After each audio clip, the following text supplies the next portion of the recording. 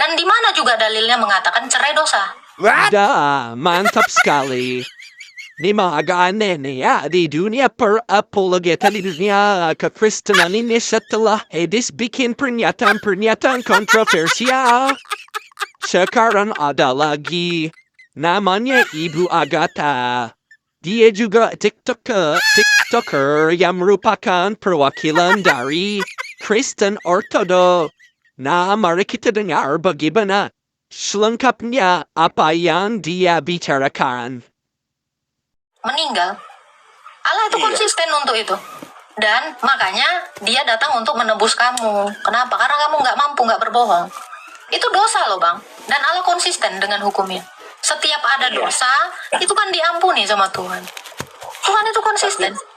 Tapi kan dalam pernyataan Allah bahwa apa yang dipersatukan Allah itu tidak boleh diceraikan. Allah juga konsisten bang. Kalau berbohong itu mati. Terus kenapa masih banyak juga yang berbohong sampai detik ini? Kenapa kamu fokus kepada perkawinan? Kamu tidak fokus kepada yang lain, dosa-dosa yang lain. Dan di mana juga dalilnya mengatakan cerai dosa? Pertanyaan saya itu, kamu itu sibuk dengan perceraian. Lo dosa kamu itu, berzina itu nggak bisa di hadapan Allah. Karena Yesus sendiri itu memberikan itu sebagai kelonggaran. Makanya dikatakan Yesus di dalam Matius, karena ketegaran hatimu lah sehingga Musa mengeluarkan surat cerai. Allah itu konsisten, tapi dia juga kasih. Jadi kalau kamu berdosa pun, dia tetap mengampuni kamu. Konsisten. Ngerti nggak Pak? Kenapa kamu fokus kepada perceraian? Kenapa kamu tidak fokus? Bukan persoalan fokus ke perceraian, tapi mengenai pernyataan itu bahwa dibolehkan orang Kristen itu cerai. Memang boleh Pak, apalagi dengan alasan berzina, Tuhan mengizinkan itu. Memang ada ayatnya. Dan Yesus yang bilang. Nah, dan ketika selesai berzina kemudian bercerai, kan dia harus kembali lagi. Dia mau menikah lagi pasti berzina seumur hidup juga. Gimana ceritanya? Orang pezina itu aja diampuni sama Tuhan Yesus. Dosamu sudah diampuni. Kok bisa-bisanya kau lebih-lebih dari Tuhan?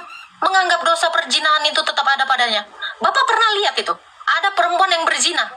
Pergilah, dosamu sudah diampuni. Kenapa kamu masih menganggap itu perzinahan? Kalau orang yang sudah berzina itu dan mengakui dosanya, Tuhan mengampuni, kok kamu nggak mengampuni?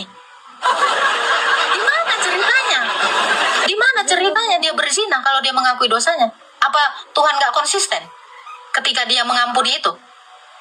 Coba kamu pikirlah sampai situ. Ya kita kembali saja pada konsep perceraian. Konsep perceraian itu kan Gak ada konsep perceraian Pak. Gak ada konsep perceraian. Iya, Kristen itu tidak ada konsep perceraian secara alkitabiah. Tidak ada. Kamu bilang kayak gitu, gak ada. Ada. Makanya. Loh, tadi kamu bilang gak ada, terus iya makanya. Kamu aja. Di sini kan aku udah tahu, kamu tuh nggak pernah baca Alkitab. Kamu nggak pernah baca Alkitab, saya yakin. Kamu nggak baca. Tidak perlu menghakimi seperti itu. Saya tidak menghakimi, tapi benar jujur dong. Iya. Kamu baca Alkitab nggak? Baca dong, makanya Yaudah. saya harus tahu. Apakah perceraian dibolehkan sama Tuhan? Tidak sama sekali. Boleh, karena zina. Kamu nggak baca. Aku nggak baca, saya udah yakin. Kamu nggak baca, Pak. Kamu coba baca makanya. Kita mau menyatakan bahwa kecuali karena zina. Itu kan memang akhirnya disebut. Tapi ingat, di ayat terakhir itu dikatakan bahwa sejak dahulu tidaklah demikian. Oke. Kan gitu. Bapak sudah baca 1 Korintus 7 ayat 9. Kalau mau yang paling akhir tuh, sono. Di surat Korintus dong. Masih di Matius ya, bacanya. Bapak bacanya masih di Matius.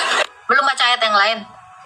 Aduh, sekarang saya tanya Pak, ada perempuan berzina diampuni Tuhan.